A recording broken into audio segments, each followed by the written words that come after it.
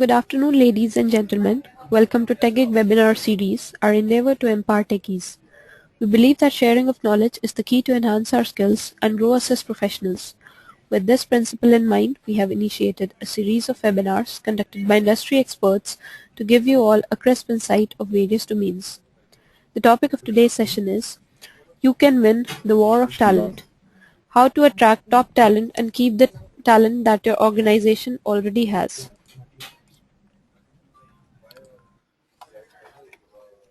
Our guest speaker today is Mr. Satish Kumar, Head India Operations, Moog India Technology Center. Mr. Satish has over 26 years of experience in the corporate sector and comes with an in-depth and vast experience in organizational development practices, talent management, HR operations, and managing operations of business entities at various levels. Satish is currently the Head of India Operations for Moog India Technology Center. He is responsible for talent management initiative and all the business enabler functions: HR, finance, IT, data security, facility, supply chain management, and business process improvement. Mr. Satish holds a postgraduate management degree specialization in human resource management and industrial relations, and prior to that he completed his graduation in commerce from Loyola College, Chennai. So without further delay, I introduce you all to our guest speaker. Over to you, Mr. Satish.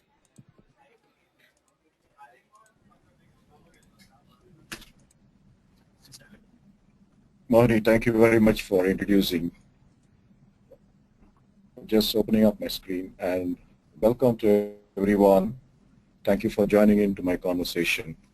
What I will be doing is take you through the talent management process that we primarily follow in our organization, and also give you all an examples of how very successful talent management processes work worldwide in various organizations.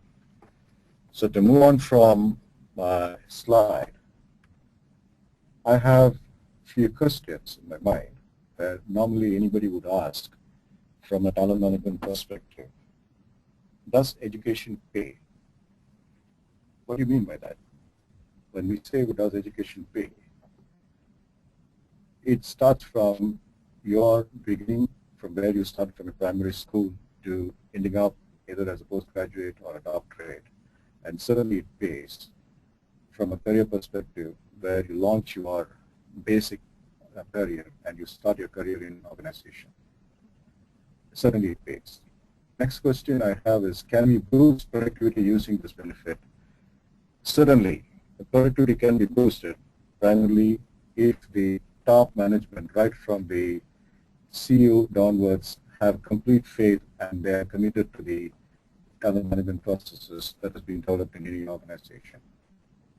What is the strategic importance of workplace culture? Very, very, very important, and it plays a key role in workplace culture.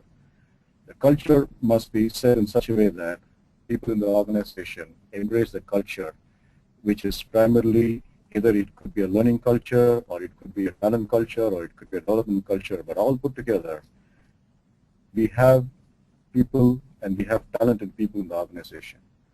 And that talent has to be nurtured and developed in the organization.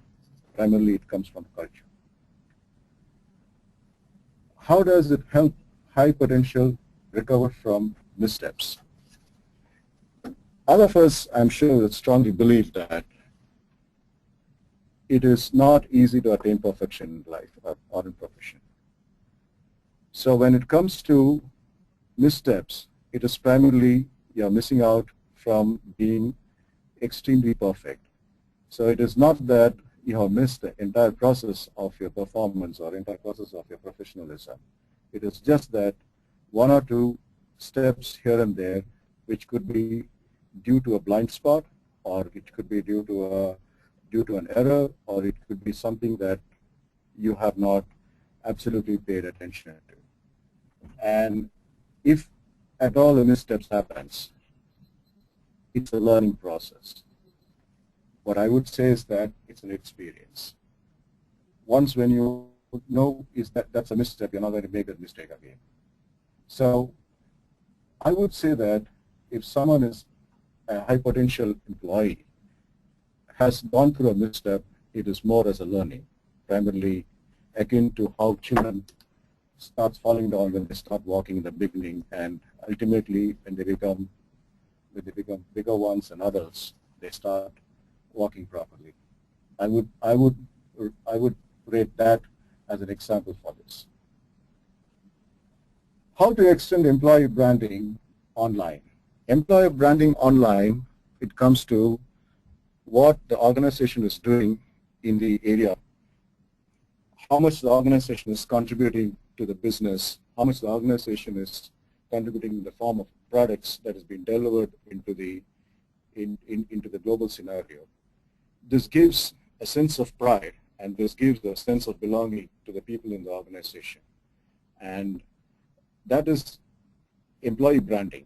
But when it comes to employer branding, in online exercise, one can put in experiences of how much the employer is caring for the employees and how much the employer is investing in developing employees in the organization, where a person outside of the organization looks into or gives a view about what the organization is all about, will get a complete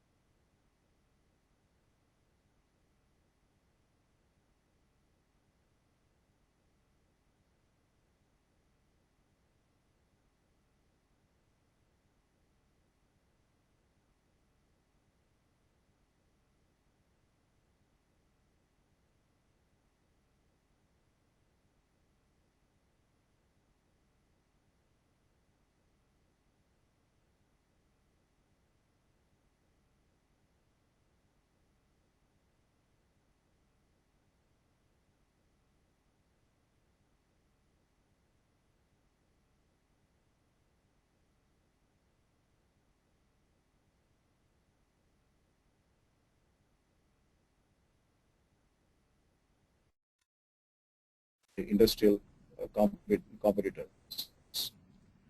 How to continually improve onboarding. Onboarding is something like saying that we have done it today, but learning lessons from what we have done and improving from the lessons learned based on primarily the feedback given by the people who are onboarding, as well as the experiences of the people who have been part of the onboarding exercises from within the organization. That would give us, at one level, continued improvement onboarding.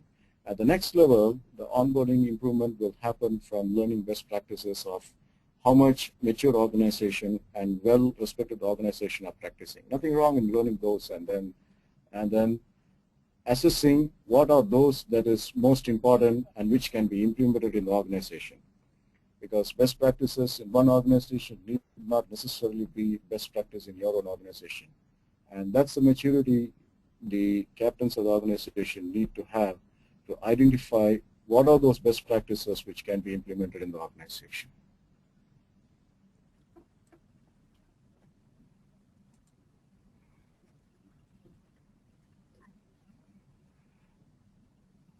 On my next slide, what is talent management? Talent management is one of the most important critical success factors of the organizational performance. Talent management is about effective recruiting, hiring, and retention practices. You can get a whole lot more done with a lot less when you have a lot of high performers. How do we get to this stage? It's not easy. At the beginning, one needs to decide what is the talent management processes, what are the criteria that needs to be assessed in the organization, and the kind of people you already have in the organization, how they can be assessed. Initially, when we introduce, there is going to be a lot of ambiguity. And once when we pass through the ambiguity stage, people will start getting interested, and we need to ensure that that interest level is at very high into the organization. Ultimately, when you complete your assessment, identifying the talent in the organization, you will come to the handful of people who are highly talented in the organization, and the next level of people who are moderately talented, and the third level, people whom you need to ensure that they grow their talent to match up with the rest of the people in the organization. So I've divided the people and the talent into three categories.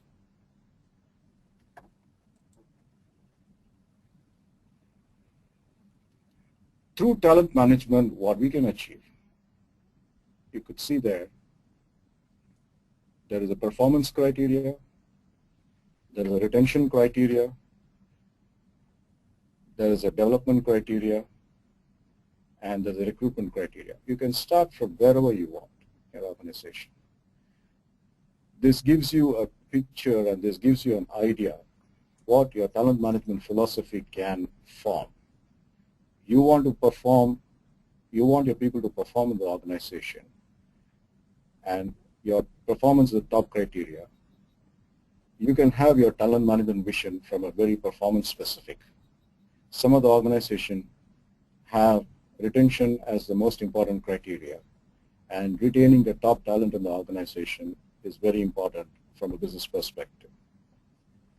Organizations which have gone into a development mode and have a perspective of attaining maturity would look for developing people and will start having goals and benchmarks where they should see their people from a talent perspective in the next 2 years or 3 years' time.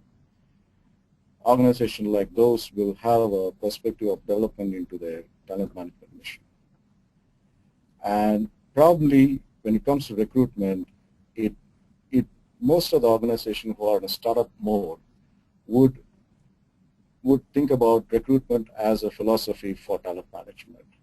Primarily, they need to attract people into the organization, and there would be talent management engines in the organization that has been developed by external people and consultants to ensure that they get the right type of people from a talent perspective, from the culture they're going to nurture in the organization perspective, as well as the industry perspective. That's at one level, and at the second level, at an entry level itself, when it comes to the people who are coming and getting recruited as fresh grads, how they need to be seen, what kind of test questionnaires that needs to be developed from the talent philosophy perspective.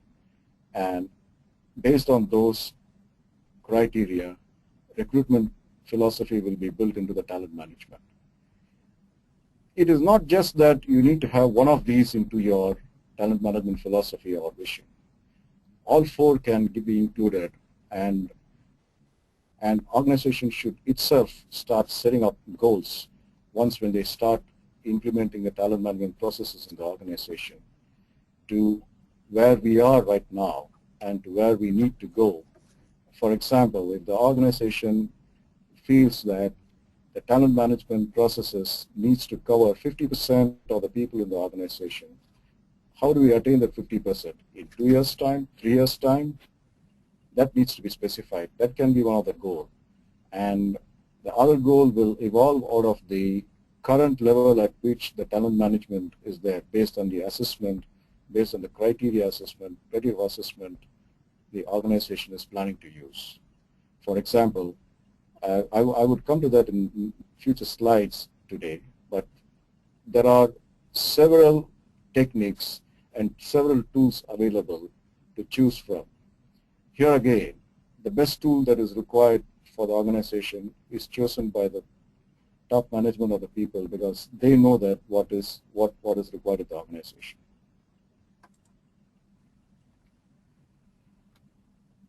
How do we build a talent management process?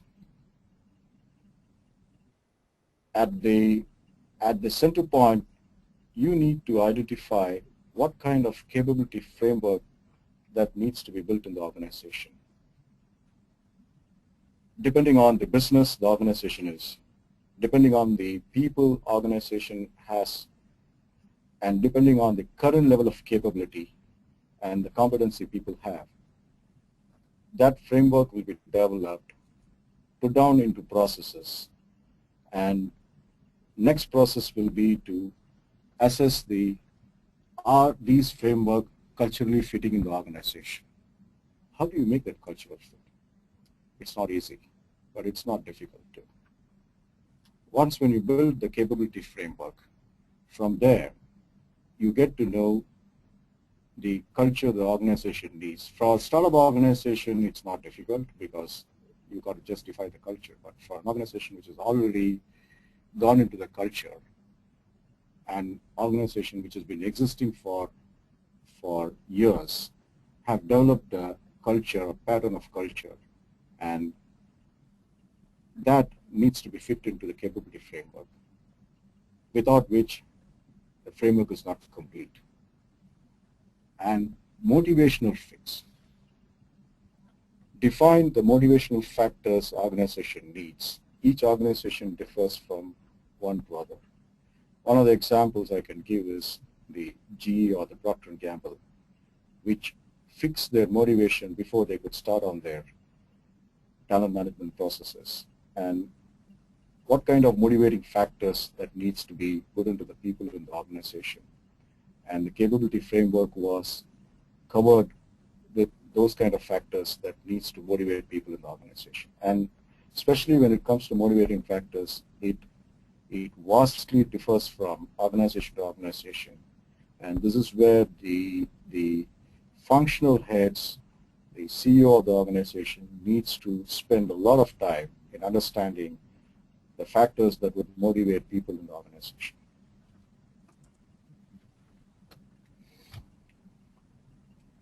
Part of the framework will include identify high, mid, and low performers and help the low performers move up. As I said, there are several tools that has been developed world over to identify performers in the organization and where do they stand.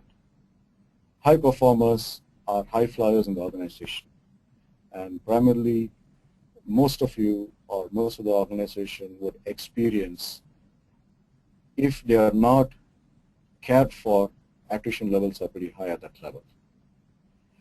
And the measurement as well as the talent motivational factors that needs to keep that going is completely different from the rest of the people in the organization. That also goes to say that we just do not ensure that we take care of them. We need to take care of the mid and low level performers. Here is a criteria where the organization itself will become matured when they start taking care for the mid-level and the lower-level performers, and more so help the performers on the lower side to move up the value chain.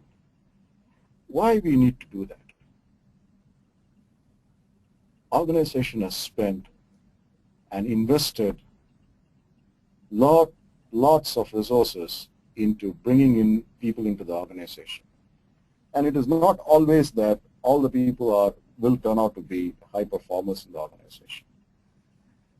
Interview process and other recruitment process and selection process would help in assessing about 30 to 40% of the capability of the person who's coming. Balance, it's more a risk factor. At the same time, the judgment of the people who are assessing the candidates to bring in the people into the organization. It would be, it is a feel-good factor that people who walk into the organization turn out to be high performers. But at the same time, we should also have in hand that we find low performers among the people who have been recruited into the organization. And managing low performers, understanding their requirement, understanding their capability, and then developing needs, the development needs for those people is high level of importance. And once when an organization matures in that criteria, in that area, the organization will be respected for being the best employer among the industry players.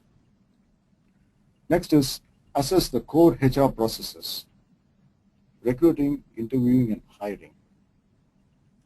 What are we recruiting for?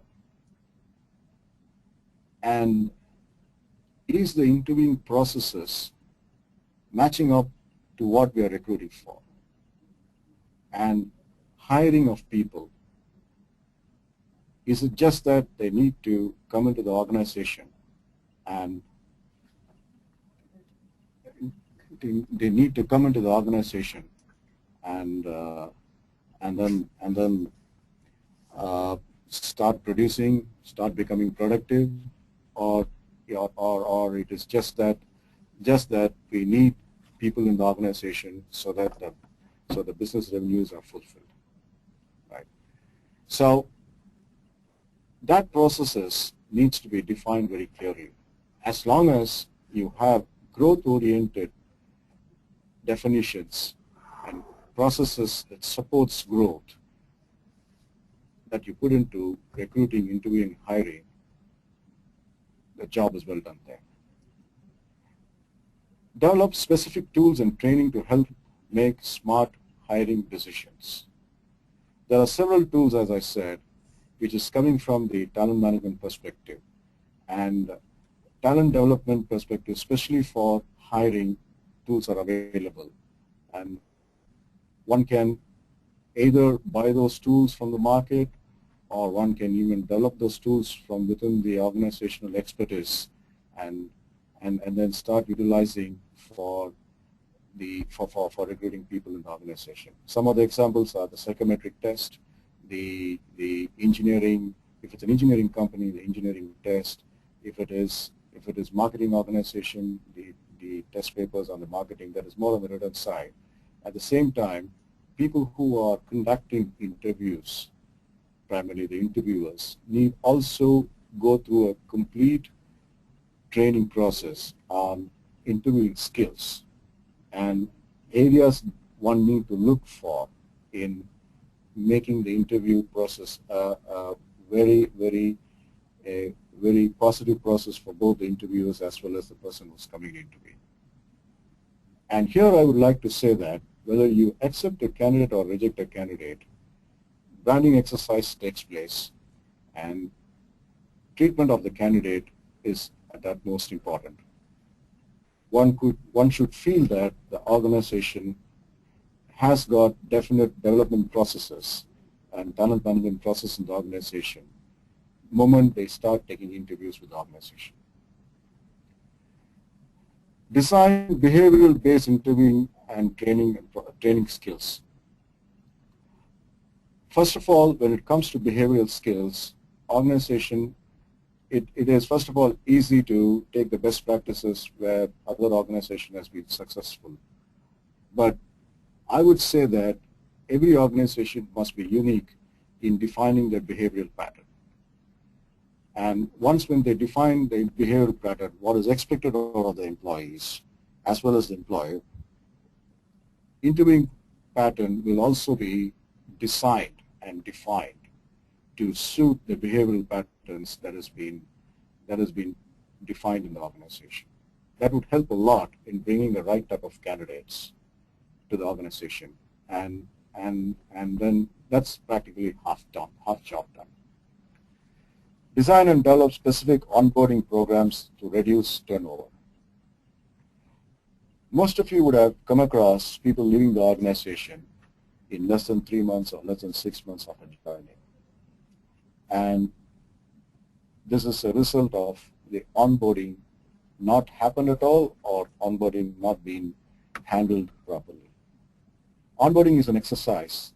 It can take longer time. Some of the organizations I've gone through has a 3 to 4 days onboarding program where during the onboarding process, one meets the senior executives of the organization, one gets to know the culture of the organization, practices of the organization, various functions in the organization, various processes in the organization, and finally how they have to conduct themselves in the organization in terms of their behavioral aspects. This would do a great deal in making the person feel that they have walked into the right organization. And more importantly, here is where one needs to carefully talk about the employee branding in the organization and start creating a sense of belonging right from the day one of job. Make every experience of the employee to choose us as an employer of choice. It's a concluded fact that every employer wants to prove themselves they are the best employer in the industrial segment or the chosen area. But how do they ensure that employees or the people who are walking into the organization experience the same? How do they ensure that people know about this organization even before they could join? There are a lot of areas where one can choose from. Start propagating about the choices that are available in the organization. Make people know how employer treats people in the organization, and make our own employees speak for it, so that people who are looking forward to join the organization or people who are joining the organization will start already feeling that here is an employer of choice, and I think this is a company I should work for. It may not turn out to be that everybody who's looking for employment in the organization would like to do that.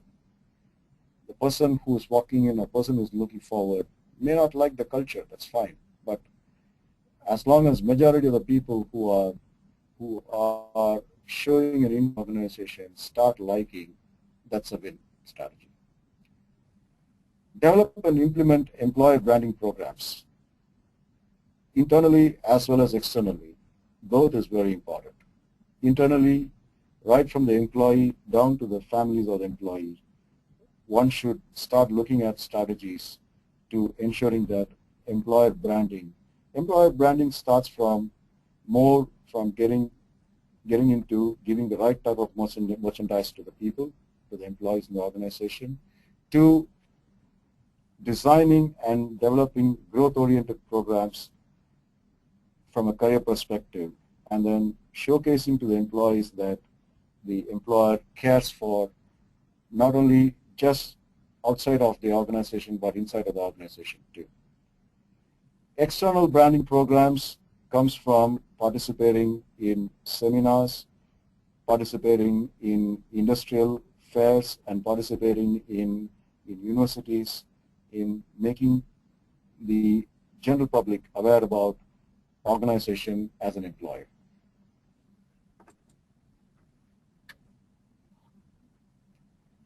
What does all these leads to? It leads to improved processes in the organization. One thing about processes, we call in our organization, it's a business improvement process, and it needs to be continuously put in place. There is no end to it. Once when you identify a process, define goals and KPIs for the processes, start implementing it and executing it, one has to start searching for new processes. Similarly, when it comes to talent management and employee branding, continuous improvement of processes, continuous identifying of processes will help in employees seeing new things that is being built into the organization. Level-specific program. When we say level, there are two types of levels. One is the hierarchical level in the organization, and other one is the level from the point of view of talent management, the high performers, mid performers, and the low-end performers. Such specific programs in two-dimensional needs to be put in place, which will work a lot in making the people build their sense of belonging as well as get into a high level of job satisfaction. It leads to greater improvement in performance, primarily the productivity of the people, what they were at the beginning and what they aspire to be once when the growth plans have been attained. And also you will experience a high employee engagement from the point of view of how much they are committed to their job, how much they are committed to the organization, as well as to colleagues, peers in the organization. I'm going to take you through 7 steps in going through a talent management process. And these are not defined or static steps. These are something which I thought are some of the practices that is done across the world. But some of you can bring in more steps into it, but I thought these 7 would be good to communicate to you all. Determine benchmarks for talent. What are the key pillars involved in each role, and at which level do you want each manager based on title to be an expert?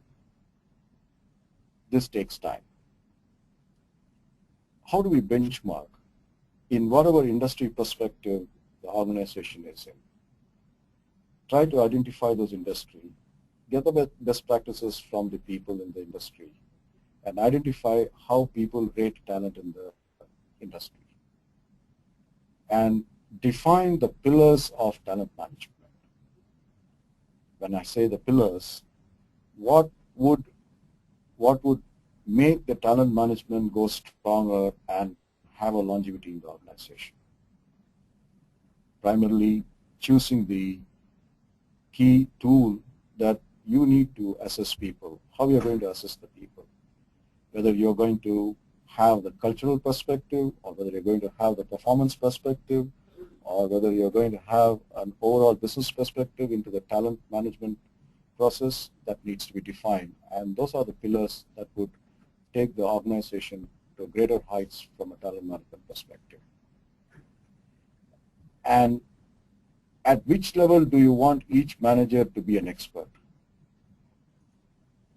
One should strongly believe that when we talk about managers or anybody senior in an organization, is not necessarily an expert in all the area. So we need to develop pockets of expertise, pockets of center of excellence, and develop managers to be a star in those kind of areas and become an expert there, and each of them get recognized for that. As I said in the slide, this process needs a lot of attention, a lot of mind, and it takes a lot of time. But once when you do this, go through this first step, foundation for a talent management program is already laid. On to the second step, make a company-wide plan on succession planning, create guidelines for promotion, bonus plans, talent reviews, learning and development. So let me take one after the other. Succession planning is a serious attempt, just not at the senior level, but at every level in the organization, right from the entry level to the topmost level. There are types of organization where they define the succession planning, they identify the successors, and they inform the successors that where they're going to be led with the organization in the next 1 year's time or 2 years' time. There are organizations who would keep this concept absolutely confidential, but work behind the scenes to ensure that there are successors plugged at each level and the development plans are defined for those successors, and then work towards that. There's a third type of organization which does half of both, which means that the succession plan criteria for the person where they're going to go will be kept absolutely confidential, but the development plans will be kept absolutely open. Depends on the culture of the organization, depends on the management philosophy of the organization. One can choose from either of these three. But let me tell you, all three are pretty successful models. Step 3. Once when we start rolling out the talent management processes, internal talent review processes needs to be defined. Few organizations do it on an annualized basis, and few organizations do it on a twice annual basis. And when we go for twice annual basis, one of those will be rigorous, and annual plans will be defined during the review process, and the second one will be doing an interim to check if everything is going as per the plan, if everything is going as scheduled, and take corrective actions during the interim review. This would provide a great deal of corrective actions during the mid-year so that towards the end of the year, plans are achieved. If you ask me, this is a better method, having twice a year, than just going by doing a talent review on once a year basis. Work with all the managers to benchmark employees and identify the top performers, high potential candidates. Ensure that all managers are aligned. There are many tools, processes, templates out there to help you with these processes. This should be an executive senior management discussion so you can really compare talent from multiple teams and have a consistent evaluation among all employees. Start with your most senior managers and work your way through each level. Mind you, HR should be the people who will be managing these conversations, because HR should be seen A, at the base level as facilitators, and B, at the highest level as people who are promoting talent management processes in the organization. And while we do the talent review, people in the organization, from the high potential employees, emerging leaders, mid-level employees, and the lower performers are completely assessed. This is done during the annual review. During the mid-year review, those employees or those areas where there are concerns, where there are correction required, will be taken up for consideration and discussed, and corrective action will be planned during the mid-year for next 6 months so that such employees come up to speed during the annual review period. And this cycle will be of great importance. And in between these two cycles, there is a management review, which doesn't involve reviewing people, but the top management of the organization meets and then make an assessment that if all the planned activities are going in the right direction, in consultation with some of the senior managers in the organization. And then a review is being done right from the availability of resources, primarily the tools, procedures, processes, people, and even the money factor, to ensure that talent management process is being conducted without any break. Step 4 is again a time-consuming factor. You need to ensure that managers in the organization are coached completely, have a very high level of understanding of the talent management processes in the organization, and also get their commitment to roll out the process in the organization. It's most important that your managers have a complete trust and faith in the processes your top management has developed. Here is a do or break situation, and the intention to ensure that managers do it must be at the top priority of the top management. So coach your managers how to have conversation with all the employees. So once when you have the managers believe and have a high level of trust in the systems that's been developed in the organization, next level is they need to have a meaningful conversation with the employees. Especially when it comes to our organization here, we have a complete deck and a coaching session for half a day, almost for 3 hours, coaching the managers in how they need to have a conversation, kind of questions that need to ask to the people, and as well as how they can ensure that the people are grown in the organization, especially those high potential individuals, and take them through template succession plans and determine their 1 to 3 year plans. Means the manager will be responsible for matching the organizational goals with the plans the employee has got from a growth perspective, and define the development plans to match that. Work to have a consistent strategy on getting these candidates additional exposure and opportunities based on their long-term talent to truly grow them into your company's future leaders. The best example I can talk about here is the practice GE has got. They have been practicing this for years and years, and there are several books people have written from a GE perspective. One of the books that I read recently is recently missed about 8-9 months back. The book is named as Talent Masters, authored by Ram Charan, where a great deal of practices in GE is put into that book. So it has got a lot of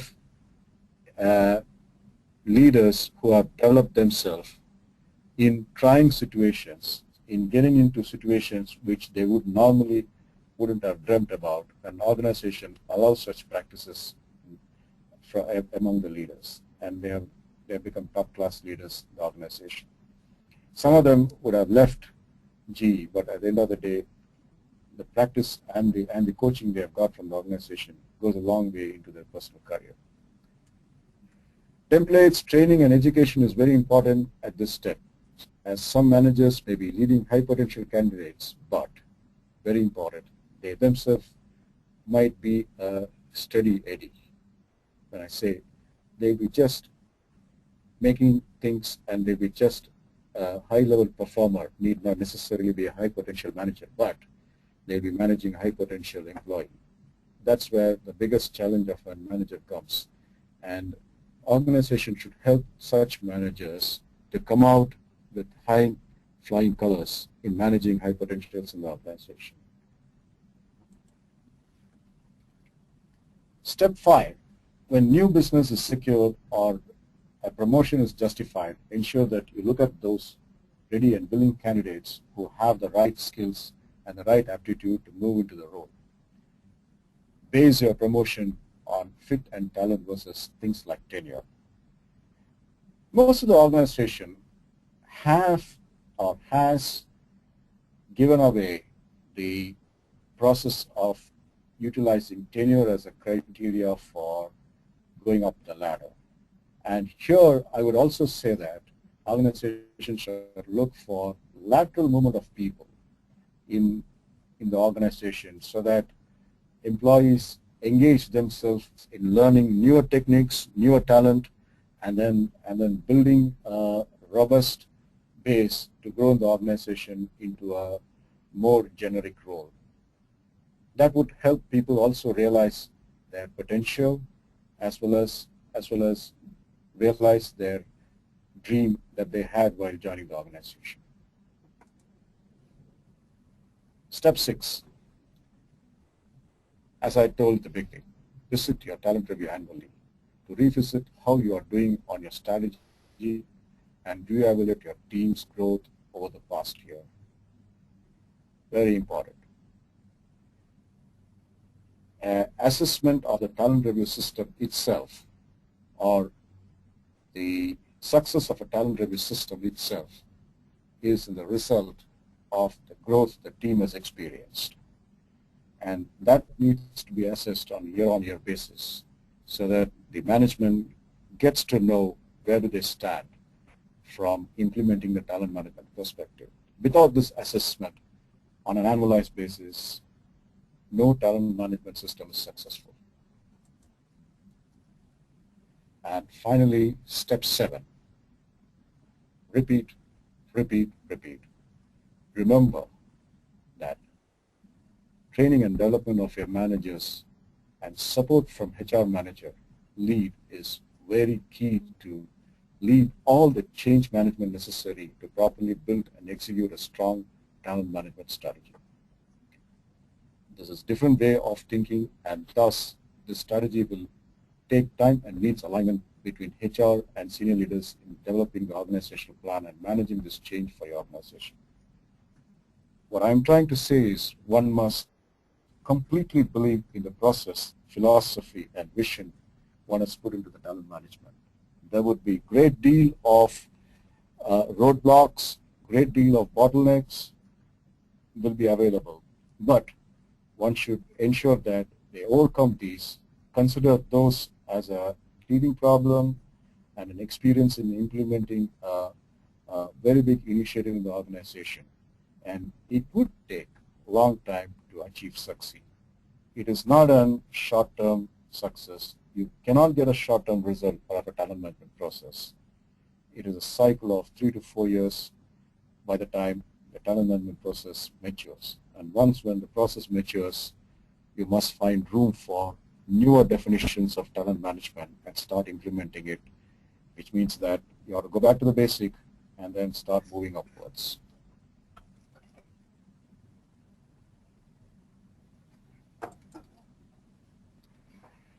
Tools and research. If one goes to consulting organization or the website, there are many assessment and processes out there to support your talent management strategy.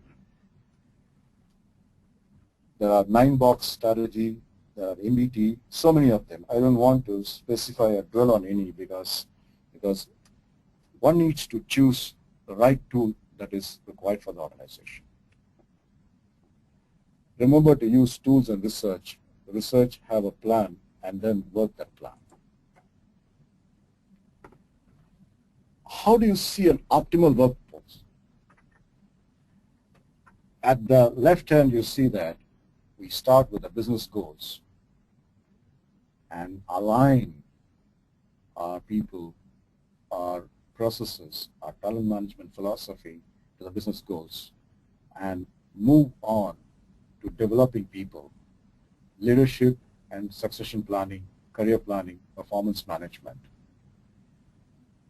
Assess the people, assess the workforce planning, assess the talent analytics, and acquire talent sourcing, contingent labor program, selection, and onboarding. Ultimately, the whole process should result in business performance. Performance enhancement year on year from a business perspective. At the end of the day, business should see results, and the results should be better than the previous period of assessment. Then one can say that talent management has been a successful factor. If the talent management is not contributing to the growth of the business, then one needs to again go back to the drawing board and then make an assessment where things have gone wrong. And if talent management is contributing on the other side a great deal to the growth of the business, one needs to ensure that how that can be sustained and how new and more meaningful processes that can be brought in to grow the business even more better than what it has grown over the year. Is it working? For those of you with existing talent management strategies, you need to find out what is working. What are the learning lessons from there? And what you can do differently. And especially for those who are just starting, you need to start right from the planning stage and you need to put a robust and most workable plan to begin with the talent management process. It can be even simple ones, but plan and then start implementing it. Finally, this is my last slide, and I'll just read what I've written there. According to Wikipedia, the best definition source, talent management, refers to skills of attracting highly skilled work, of integrating new workers, and developing and retaining current workers to meet current and future business objectives. as the article calls out, companies engaging in talent management strategy shift the responsibility of employees from the HR department to all managers throughout the organization. If you look at the presentation that I have made, we are making the managers and the leaders of the organization run the talent management process rather than leaving it with the HR department. HR is lead player in working with the company's senior leadership team to align on a talent management strategy. But all managers must then take accountability for developing their direct reports. Thus, training and organizational education is also a key part of a talent management strategy. Talent management also goes hand in hand with recruiting so you can acquire the right talent to meet your business needs once you create a language to discuss skill gaps or needs. Talent management is increasingly a point of differentiation as happier employees are more productive, and it helps you keep your high performers, high potentials happy and not seeking or being open to other opportunities. With this, I conclude my presentation, and I must thank all of you to having actively listened to me, but I know that most of you have given me questions so that which enables me to answer those. So let me get on to the Q&A session.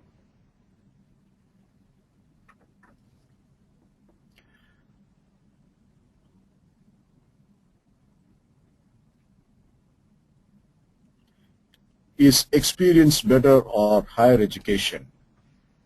Both. Depends on what you want to do. This question is asked by Pawan Lakwat. So both are pretty good. And having experience in your own field will give you a great deal of knowledge to perform at higher levels in the organization. What is the exact meaning of employee branding? Mahesh Halikade has asked this question.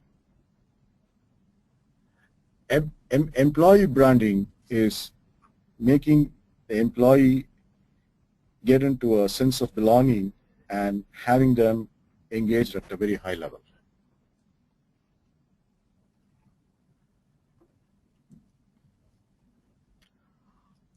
How to motivate the talent to improve productivity and retain for longer time? I mean, higher salary or other major works to retain. Pawan Lakwat. How to motivate, now let me break a question. How to motivate the talent to improve productivity?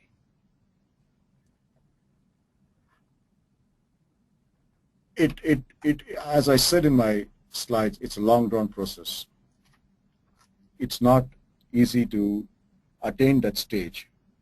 First of all, the employee should be aware of the definitions of talent management, objectives of talent management, and where the organization wants to go.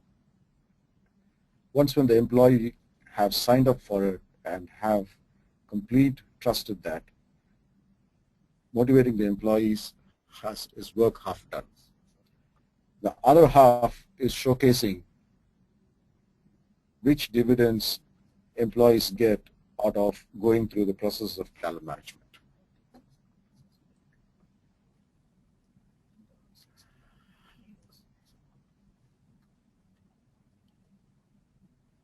Tejal Kumar Joshi is asking, you pointed about the promotion. In bigger companies, promotions are subject to bell-shaped curve. In this situation, how would you ensure that team member are recommending is getting the desired promotion? This is required because if the talented person is not promoted on time, he will lose his interest and motivation as well.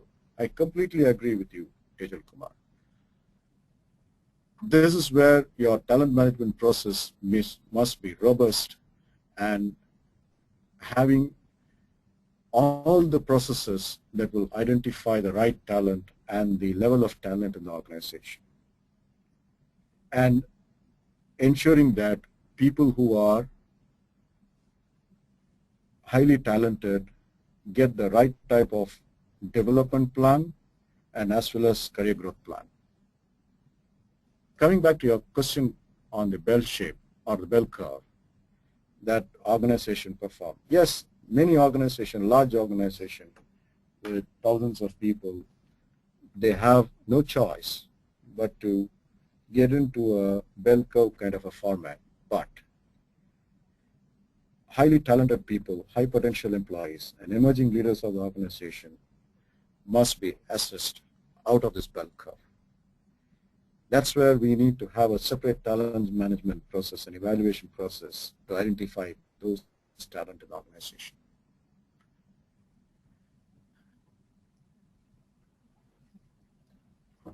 How to maintain work-life balance of employees? Marapanike. First of all, every organization should define what is work-life balance is about and consider those factors of work-life balance. When it comes to work-life balance, there is one organization. Organization means one is your regular job role, and two, the growth plans individual employee wants to attain, and the kind of engagement employee wants to have. So that's a work balance within the organization. But when it comes to personal life, there are several other factors organization can contribute very indirectly, may not be directly. So such indirect work-life balance when it comes to personal life, organization needs to consider. So one is allowing the employees to practice a successful growth plan within the organization, given the parameters of the ability of the organization to provide those. And two is organization also providing that much space for the employees in their personal life, be it with their family, be it with their sports, or be it with any other entertainment activities. But it is very essential that balancing is required from a employee happiness as well as employee satisfaction perspective. Which are some of the key factors we should consider in hiring employees? What are some of the best performance appraisal practices? Fateh Ahmed has asked this question. Some of the key factors that we should consider in hiring employees is, most importantly, is the employee a cultural fit in the organization?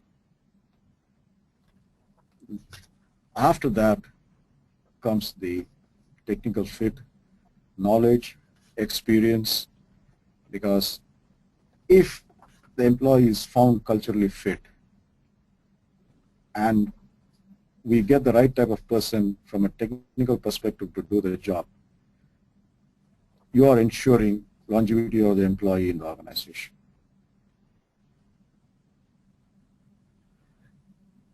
There is nothing to say that a performance appraisal system is the best in the world.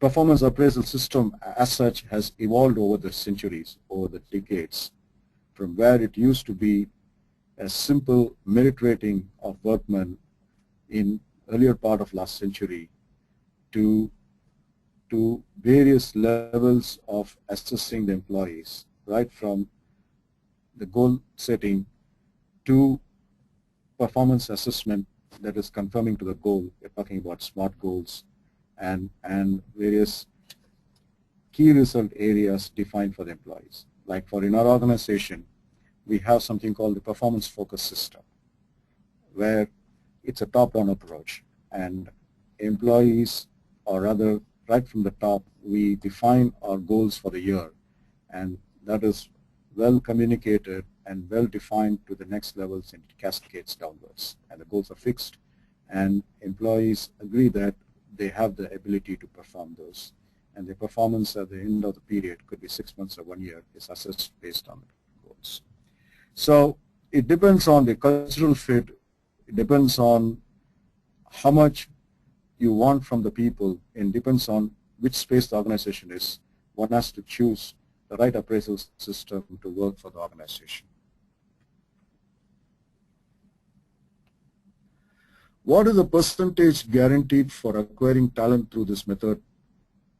Ruma Agwekar has asked this question. It is difficult to say because I can talk about it from our organization, from where we have put into this practice.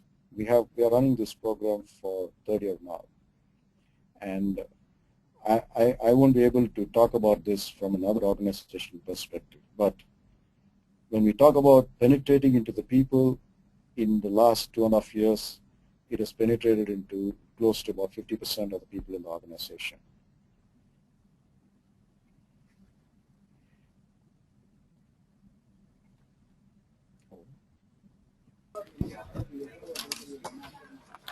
Well, thanks for the insightful presentation, Mr. Satish. I'm really thankful. Okay. I'm really thankful to all our participants for the support in making this webinar a success. The recording of the webinar will be available on techgeek.com by tomorrow. Thank you all. Have a great evening. Thanks.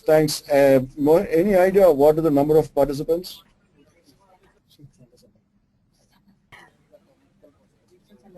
I would send you the report.